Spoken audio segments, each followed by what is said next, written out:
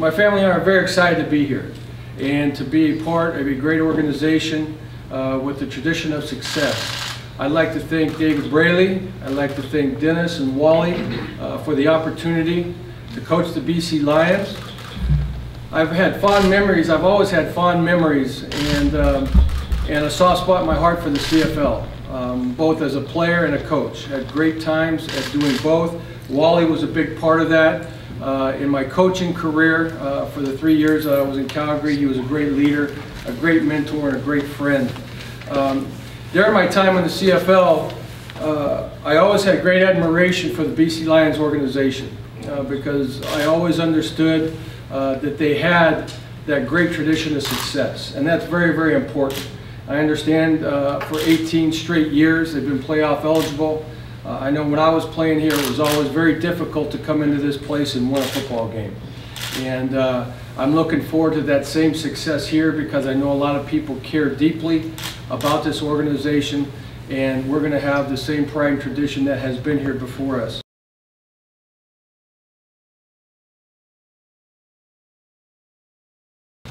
So Jeff, when you were back in Calgary coaching, did you have the expectation that you would be in the CFL for a long time?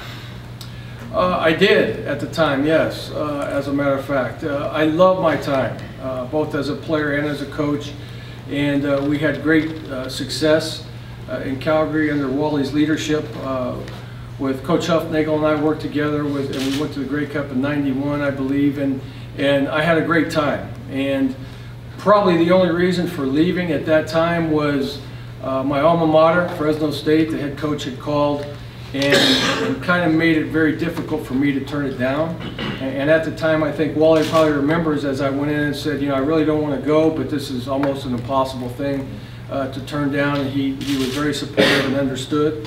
Ever since then, I've kept an eye on what's going on in the CFL because I do have a great feeling for the CFL on the talent level and how hard it is to win and the level at which they play.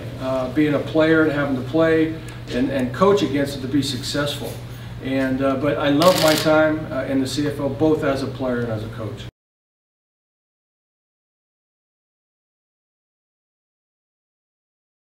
Jeff, as an offensive guy, are you excited by the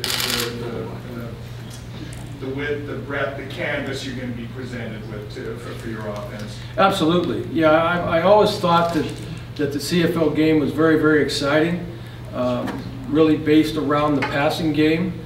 I was able to take some of my experience as a player and a coach and take it down and utilize some of those concepts down in the States, both in college and some in the NFL. And yes, I'm excited to get back. While I'm very anxious, while I haven't been following that closely to understand all the nuances of what's going on, I will get back into that very, very quickly. I'll watch a lot of tape. It will all come back very quick, I'm sure, because there's not a whole lot of difference, I don't believe, in what's going on. Football is something that's forever changing, no matter which league you're playing in, so I'm sure that there are different parts of the game that have changed since I've been here coaching. But I've been able to watch a few games on TV. I watched the Grey Cup on TV down there as many times as I was home, which sometimes wasn't very often. But when I was and there was a CFL game on, I would definitely tune into it.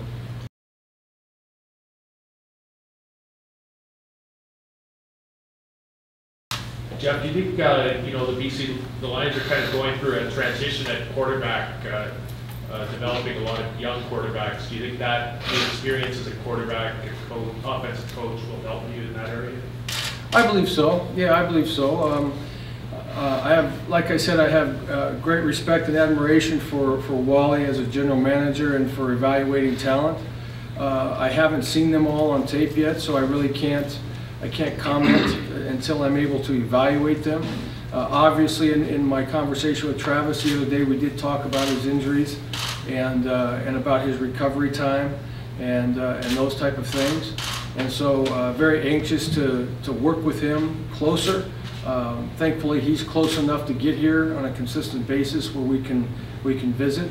But yeah, I've been very, very fortunate over my career to work with a lot of great quarterbacks. We've had 6 first-round draft picks in the NFL, and so I've been very fortunate to work with a lot of great guys and very talented guys who are students of the game. And they have to have all those things: talent, they have to be a student of the game, and they have to have great leadership qualities to play that position.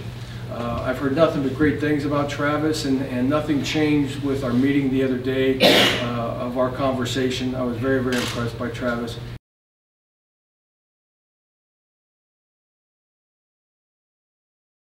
Jeff, you mentioned a couple times about a coaching staff. Do you foresee changes in your coaching staff? You know, I really don't know. What I will do is I will visit with the guys on our staff here, find out where they're coming from, what their goals and ambitions are, and then I have some people in mind as well through my time as being a coach that I have a lot of admiration and respect for, and so that will be a process. It's not going to happen tomorrow, but it will be a process. But I will make sure that I definitely talk to and have an opportunity to talk to all of our coaches. I met the other night with Mark Washington just because he was leaving town, and more than a philosophy and an X and O meeting, it was more about getting to know the person, because to me that's very, very important, is to have a staff that is cohesive, that is close, that is loyal and dedicated to what we're trying to get done. And so knowing them as people is as important as knowing them as far as their expertise and X's and O's.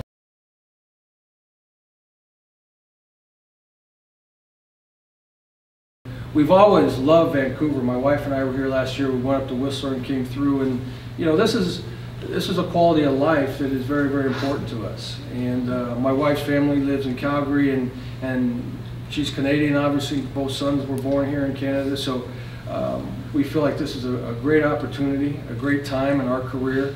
The quality of life is very important, and so that's what this week has been about.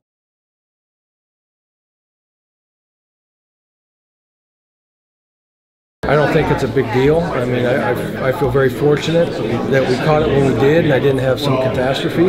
So it was a warning sign for sure to say, hey, you know, wake up and look after what you're doing. But that won't affect the way I work or the way I coach.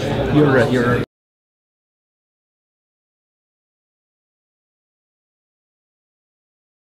You know, I'm not going to say much about his coaching record. I think that's obvious, and a lot of news has been made about that.